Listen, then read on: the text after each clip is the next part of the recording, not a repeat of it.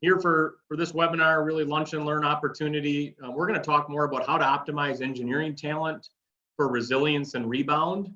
We're going to focus on it really from a post-COVID talent migration standpoint. How do engineering leaders take advantage of this opportunity and not get hurt by this opportunity of the talent movement?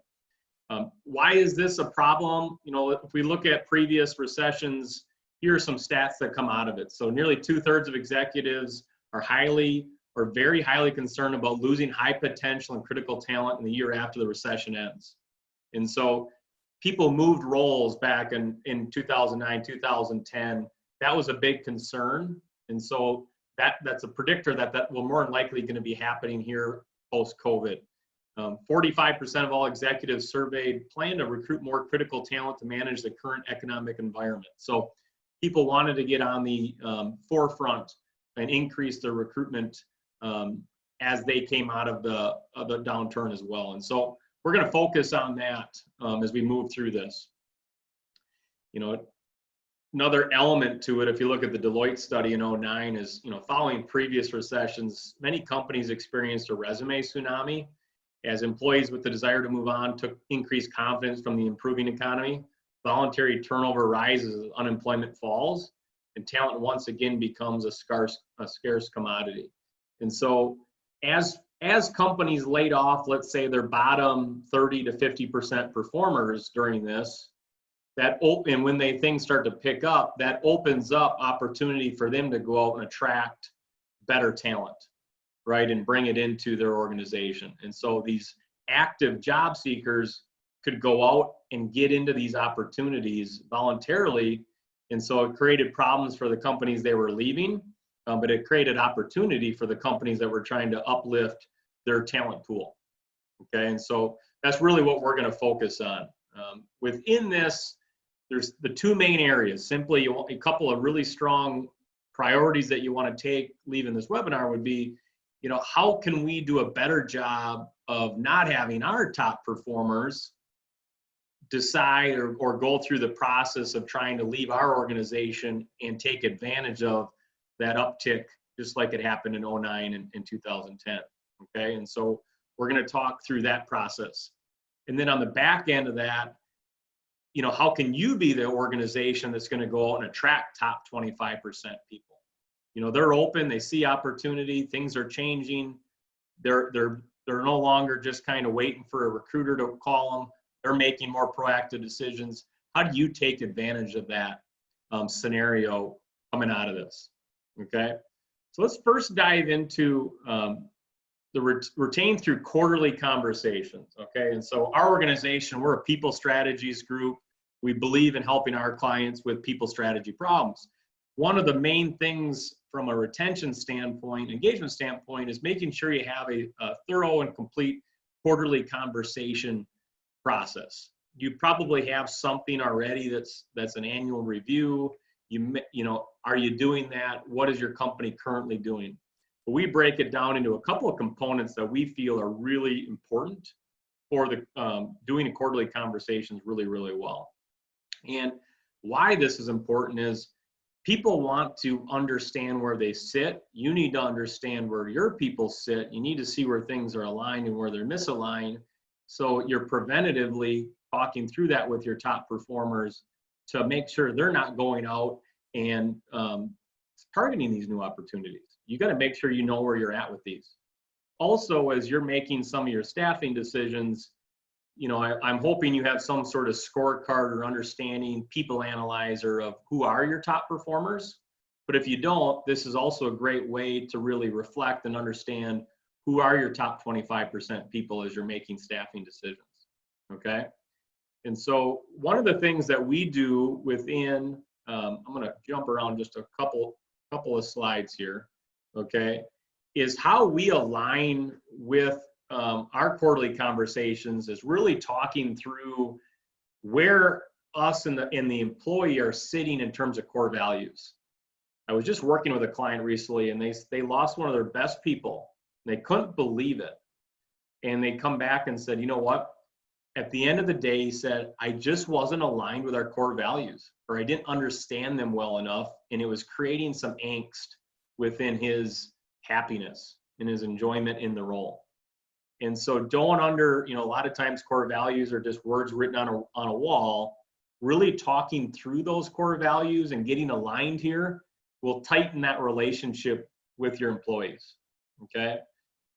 How we do that and how we execute a quarterly conversation is we look at our core values, and you can see them listed there. And we make a determination on where somebody is, and we hear from them on where they're at in that core value area, okay? Plus meaning, hey, continue on this path. You're doing really well. There is no misalignment. Do you feel that way? Do I feel that way as the hiring manager? Okay. We believe in having an opportunity, right? You should have some coaching opportunities with everybody as people, one of the greatest things that people look for in their careers is the concept of growth and progress, right? And so you want to give them opportunities to grow and progress and have those communicative forum like the quarterly conversation. And so we rate in those environments a plus minus, right? So for the next quarter, let's really understand what you can be doing in this area or this area. It's a great coaching opportunity. We can take you from here to here, okay, in that regard. And a minus would be an immediate action plan. Like, this is a problem. We're not on the same page. You're not acting and operating within alignment of our core values, okay? And for us, that's really important, right? If you're seeing multiple minuses, it's probably a good indication that that's not one of your top 25% employees. And so you need to understand that as you go with it, but also determining your coaching plans for people, okay? And you're gonna see your top 10%, top 25% have a lot more pluses and a couple plus minuses as you're breaking down your quarterly conversation with them, okay? The other thing that good people want to know and is going to help you as a manager determine where they sit in your area for retention is measuring their actual performance. And I'm sure you have ways to do that. We believe in having really each employee has their top 5. What are the performance objectives that you're evaluating them on? And do they understand those? And are they scorecarded? And are you able to communicate on track or off track for those actual performance areas, okay? And so for us, with our consultants, they have their 5 different areas, and we're going to focus on that, and we're going to have a really transparent conversation on how they're producing in regard to those metrics. Again, it allows you to identify who's really performing. It gives you an opportunity to add coaching and open conversation about where they, change in strategy or change in time management or things that need to be done to increase their ability to hit those numbers, and support those, and really give them credit where credit is due and make them feel appreciated for being one of their top performers and really knocking out their performance objectives, okay? And then as we look at what we believe in, I'll go up here, is the third part of is making sure you're going to manage people not the way that you want to be managed, because innately that's what people tend to do. But how can you manage people the way they want to be managed, right? We're a believer in Predictive Index. It's a behavioral analytics tool that we use. I'm sure you may use another tool. But for us, we want to understand how our teams are wired so that we can coach and manage them in their world to help them optimize their profiles and have them as close as succinct with their role and their strengths, and really look for their superpowers and drive those out of there. And then, understand where maybe there's some issues in terms of where their behavioral profile is, and maybe that's a cog and why they're having some challenges in performance. But at the same time, aligning their profile with the management strategy side, okay? And so having an opportunity, having a tool that can lay that out for you as a manager and say, here is how you would manage this person. Here are 12 critical areas that we need you to focus on within your management of that person. Because if you do that, they're going to enjoy their job better. They're going to execute better. You're going to play to their strengths. This is a really high performer. We're going to want to keep them, and we're going to want to make sure that we coach them appropriately to help them maximize us in the business. And so having a really kind of that three-pronged conversation with our teams is helping you, one, identify that group, which is super important, but really engaging that group, making them grow, making them feel and understand where they're moving within your business. And that's preventative maintenance on making sure, they're not taking some of these other opportunities. And this isn't done really well all the time. It just isn't. It's hard to get the time to do these quarterly conversations. People are avoiding these at times because they can be difficult conversations. But really think about, how can I do this now more than ever? Because the next 3 to 6 months are going to be critical for you to really understand and work with your teams. The other thing I wanted to show here within that is a lot of questions that come up to us about how do I retain or how do I understand, is also understanding what people value by generations. And so how do I coach and understand not only their profile, but what a baby boomer wants compared to a Gen Zer, right? And so you're helping see it through their lens. And this, a lot of managers have a hard time, seeing this when they're not in the same zip code age-wise as some of their workforce. And so within baby boomers, they really value security, right? So as you're managing them and working with them, security is a big piece of what they're going to value. I'm not going to say that it's always what they value, and that's why I like to see what their behavioral drivers are from Predictive Index and our experience working together. But it sure is if a thing of a question and what you should understand what they value and how they view where they want to go. Generation X is significance. So if you're managing someone that's a high performer and they're a Gen Xer, you cannot underestimate what makes them happy, what drives them is the ability to make an impact in your business.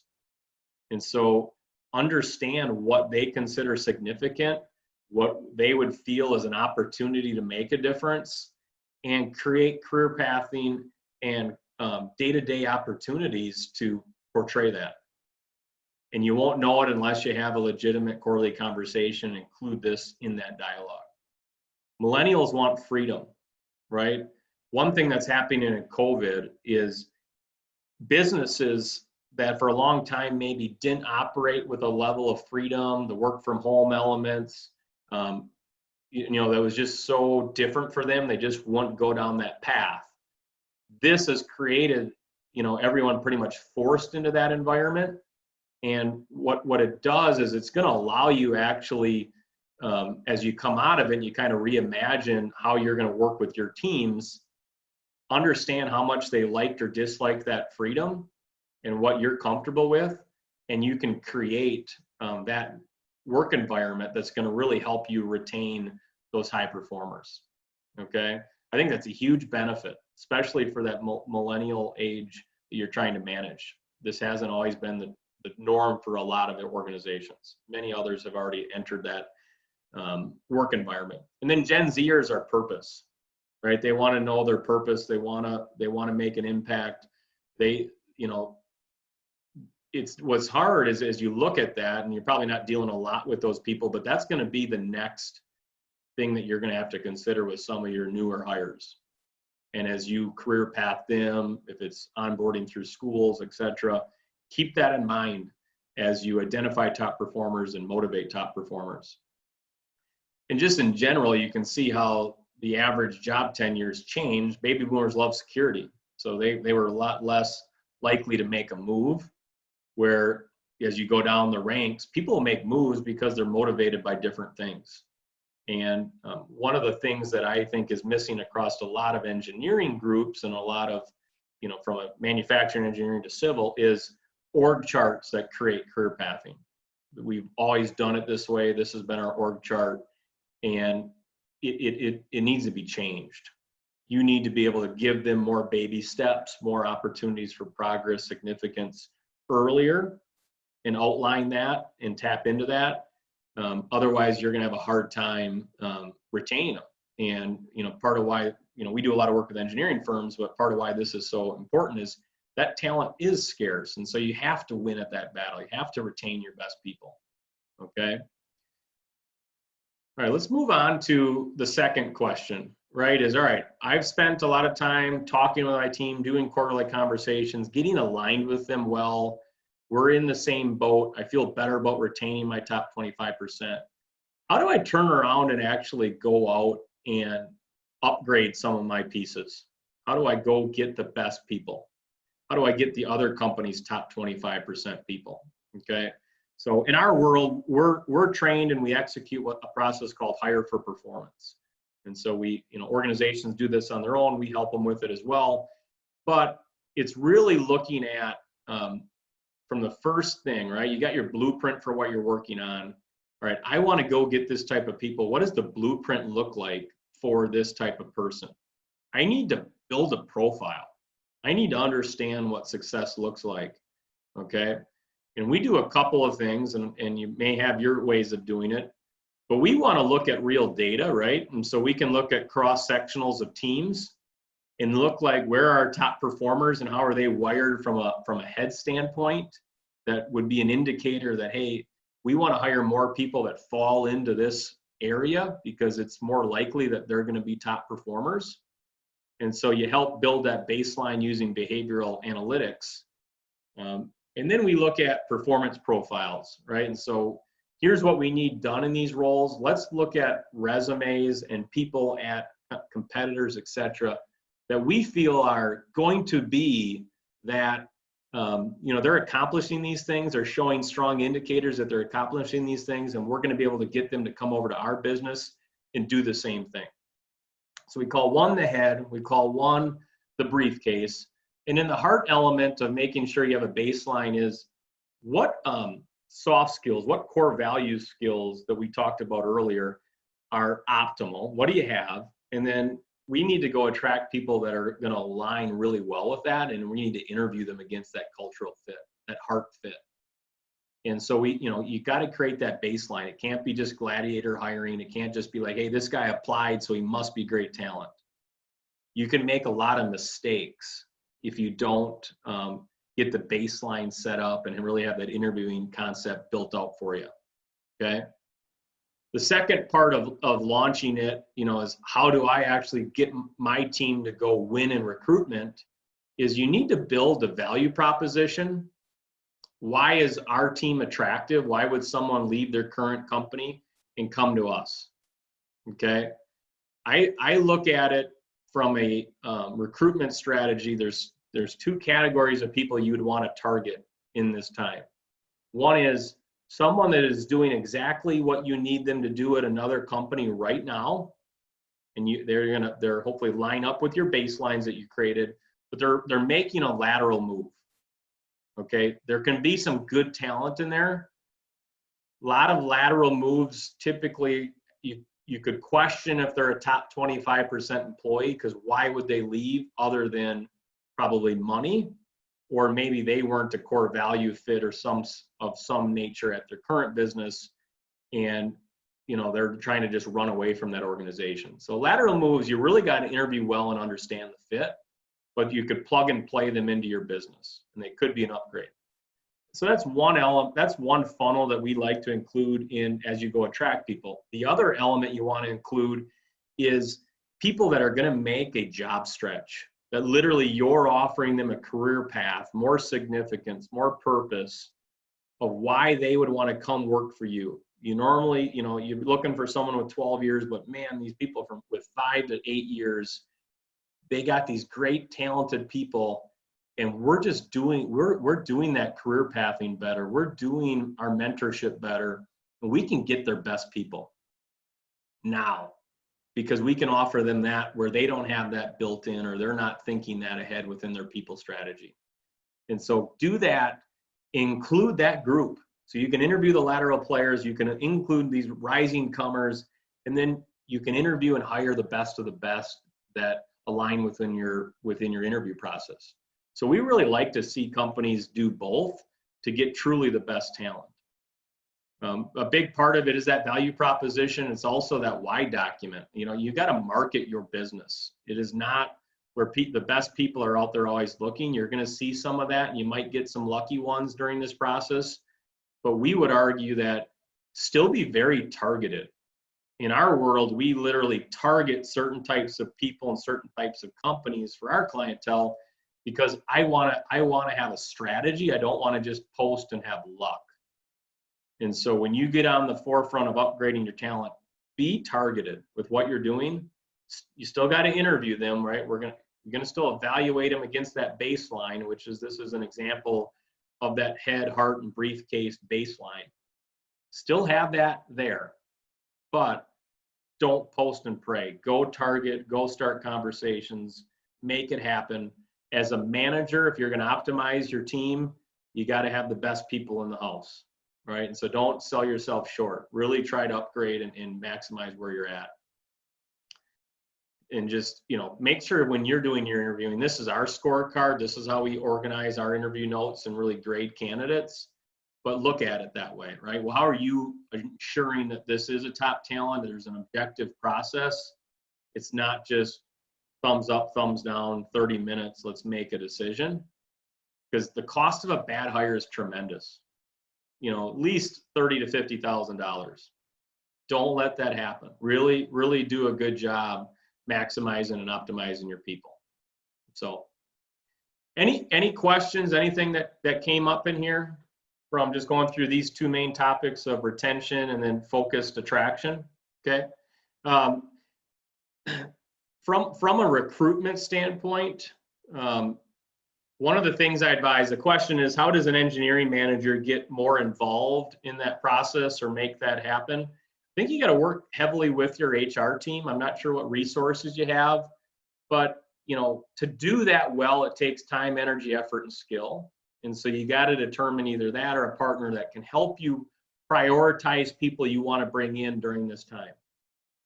Don't just say, hey, post me this position and see what happens. And you're just late in the game with the interview. Engineering leaders, people need to be, the projects are important, but your people are more important. And so make sure you take more of a conscious effort with them to have a strategy and plan to make that move forward. Okay, one last question here.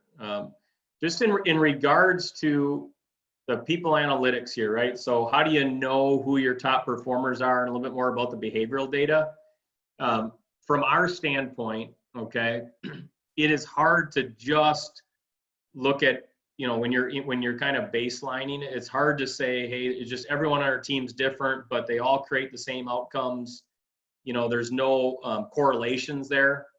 And so it's just hard to do from gut. We believe you need some science. People are complicated. And so when you can get a true alignment of who makes up your team and where they sit and why they're successful, and then you can look at the correlations from their behavioral traits in relation to their performance, now you'll have a better idea of predicting who's going to be those future players. And not that we always say you're only going to hire someone with this behavioral profile. It's just a data point. It's literally one element of what you're looking at, but you need to understand how they get to success. And part of it's their behavioral profile. Some of it's going to be emotional intelligence. Some of it's going to be training. Get and understand the big picture, because when you have it, you're going to make better decisions. And that's really important.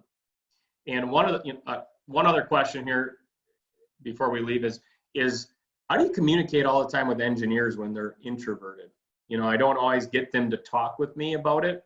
I think that's one of the biggest reasons why having more of an informal quarterly conversation that you can walk through this roadmap of the different topics you're going to talk about is really important, because they're less likely to tell you these things, being that they slightly are introverted. They're less likely to be comfortable. And so you need to be asking them, you need to give them a structured format to move through this.